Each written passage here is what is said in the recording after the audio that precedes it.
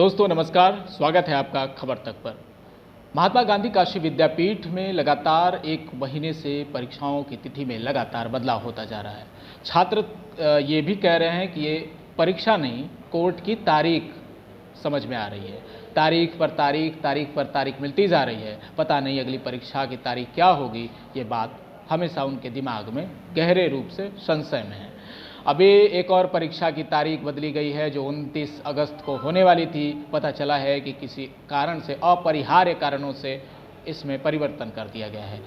जो शब्दों की एक चयन होती है विश्वविद्यालय के प्रशासनिक अधिकारियों की, बड़े ही चतुराई से छात्रों को बताते हैं कि भैया तिथि में बदलाव हो गया है, वो भी अपरिहार्य कारणों से। तो कई बार ये अपरिहार्य कारण सामने आते रहे हैं। इस वक्त हमारे साथ हैं काशी विद्यापीठ के कुलानुशासक प्रोफेसर निरंजन सहाय। इनसे समझते हैं कि क्या रही है कारण और वो अपरिहार्य कारण क्या है। सर, कई बार ऐसा हो रहा है, छात्रों के बीच में इस तरह की बातें आम हो गई हैं और सोशल मीडिया पर बड़ा आलोचना हो रहा है विश्वविद्यालय। खबर तक के जो दर्शक हैं और इसमें विशेष करके वे परीक्षार्थी शामिल हैं जो खबर तक से सक्रिय रूप से जुड़े हुए लोग हैं।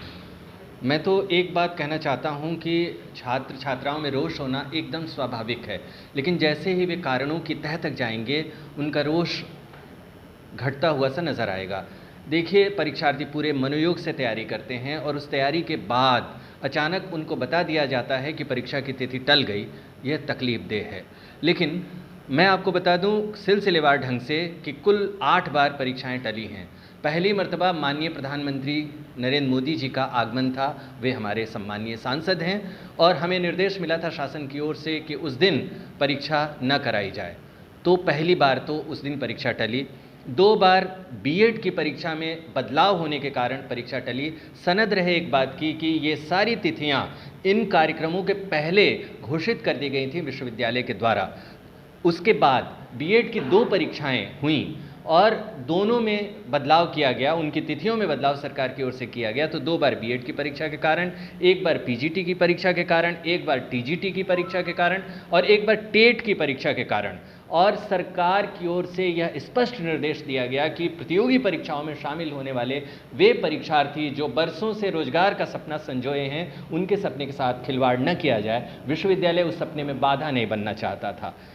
दूसरी, इसके बाद का जो दौर है वह बाढ़ का दौर शुरू हो जाता है। आपको मालूम है कि महात्मा गांधी काशी विद्यापीठ के पास 5 जिले हैं और उनमें बहुत सारे महाविद्यालय उन इलाकों में बसे हुए हैं जो डूब क्षेत्र के हैं। वे भारतीय समाज के हाशिए के लोग हैं, वे अल्पसंख्यक हैं, वे एससी एसटी के लोग हैं, वे लड़कियां हैं जो घर के काम काज से बमुश्किल समय निकाल पाती हैं पढ़ाई और परीक्षा के लिए। तो उनके परीक्षा कक्षों में 3-3 मीटर तक पानी भरा हुआ था, जिसके वीडियो फुटेज भेजे गए। विश्वविद्यालय प्रशासन को यह निर्णय लेना पड़ा, समानता, न्याय और बराबरी के आलोक में जो संविधान द्वारा स्पष्ट निर्देश है कि सारी संस्थाएं उसी के आलोक में काम करेगी। हम लोगों ने उस परीक्षा तिथि को टाल दिया, यानी बाढ़ के कारण। उसके बाद जो पूर्व राज्यपाल थे और पूर्व मुख्यमंत्री थे प्रदेश के, कल्याण सिंह जी का देहावसान हो गया। 3 दिन के राजकीय शोक की घोषणा की गई।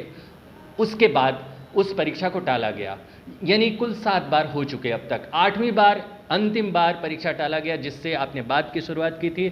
उस सिलसिले में यह कहना है कि उसमें हमारे पास वे विद्यार्थी आए थे जो विज्ञान पढ़ते हैं, जो कला और सामाजिक विज्ञान के परीक्षार्थी हैं। उनका ये कहना था कि वे यद्यपि विज्ञान पढ़ते हैं, जनसंचार के पाठ्यक्रम नहीं पढ़ते हैं, लेकिन वैज्ञानिक चेतना से संपन्न होने के कारण और सामाजिक चेतना से संपन्न होने के कारण वे मीडिया के क्षेत्र में आकर कुछ ऐसा काम करना चाहते हैं देश हित में, जिसके चलते देश के सपने के साथ न्यायपूर्ण काम किया जा सके। तो उन परीक्षार्थियों की इच्छाओं का सम्मान करते हुए बार बार परीक्षा टाली गई। आपने बहुत ही बेबाकी से कहा कि 8 बार परीक्षाएं स्थगित हुई हैं। एक बार आपने उसमें जिक्र ये नहीं किया कि विश्वविद्यालय के एक विभाग के गलती के चलते भी एक परीक्षा टाली गई।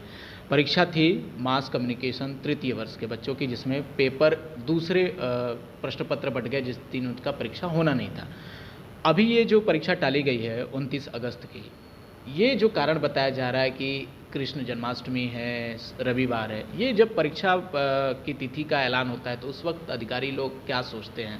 ये कई बार विद्यार्थी सवाल पूछ रहे हैं कि उनके दिमाग में चल क्या रहा है कि इस तिथि का उनको अनुमान ही नहीं होता है। ये बहुत ही सुंदर सवाल है। कोविड का दौर है और कोविड के दौर में हम खौफज़दा हैं इस बात को लेकर कि परीक्षाएं जल्दी से जल्दी हो जाएं। शासन की तरफ से निर्देश मिला था कि जल्दी से जल्दी परीक्षाएं करा दीजिए। आपका सवाल वाजिब था कि क्यों आपने रविवार के दिन परीक्षाएं कराने की सोची या जन्माष्टमी के आसपास क्यों सोची।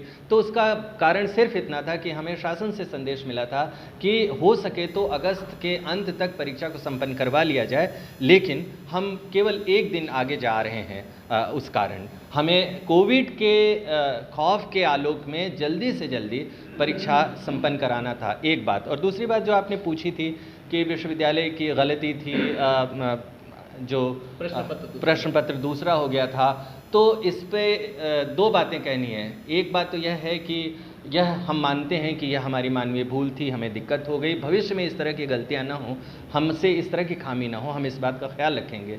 और माननीय कुलपति जी प्रोफेसर त्यागी सर ने इस मामले को बड़े गंभीरता से लिया था और हम आपको विश्वास दिलाते हैं कि भविष्य में विश्वविद्यालय की ओर से ऐसी गलतियां नहीं होंगी। एक सवाल और उठ रहा है कि जो विद्यार्थी जिनके पास संदेश पहुंचने के कोई साधन नहीं है, अगर मान लीजिए वो छूट जाते हैं या उनकी परीक्षा छूट जाती है, क्या विश्वविद्यालय इसकी जिम्मेदारी लेगा या उनके साथ किस तरह का व्यवहार होगा? देखिए, सूचनाएं लोगों तक, हम सूचना के जितने स्रोत हो सकते हैं, सोशल मीडिया है, उसी तरह से प्रिंट मीडिया है, उसी तरह से जो विश्वविद्यालय की अपनी वेबसाइट है, विश्वविद्यालय का अपना फेसबुक पेज है, उस पर, विश्वविद्यालय की वेबसाइट पर और विश्वविद्यालय के ट्विटर हैंडल पर हम तमाम जगहों पर सूचनाएं प्रसारित कर रहे हैं।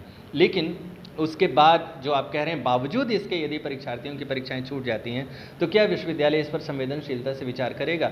हम आपको फिर याद दिलाना चाहते हैं कि हर काम को करने के लिए एक निर्धारित प्रक्रिया होती है। उस प्रक्रिया के तहत जो निर्णय लिए जाते हैं, जैसे कोई भी प्रशासक, चाहे कुलानुशासक हो या कोई भी हो, वह व्यक्तिगत रूप से किसी निर्णय को लेने के लिए स्वाधीन या स्वतंत्र नहीं है। उसकी एक प्रक्रिया होती है। जैसे हमारे यहाँ परीक्षा समिति काम करती है, हमारे यहाँ गोपनीय विभाग काम करता है, हमारे यहाँ जनसंपर्क अधिकारी काम करते हैं। तमाम स्थितियों की समीक्षा करने के बाद जो भी होगा, संविधान सम्मत और विश्वविद्यालय के अधिनियम के निर्देश के मुताबिक छात्र हित और छात्रा हित के अनुकूल ही निर्णय लिए जाएंगे। धन्यवाद। बहुत बहुत शुक्रिया आपसे बातचीत करने के लिए।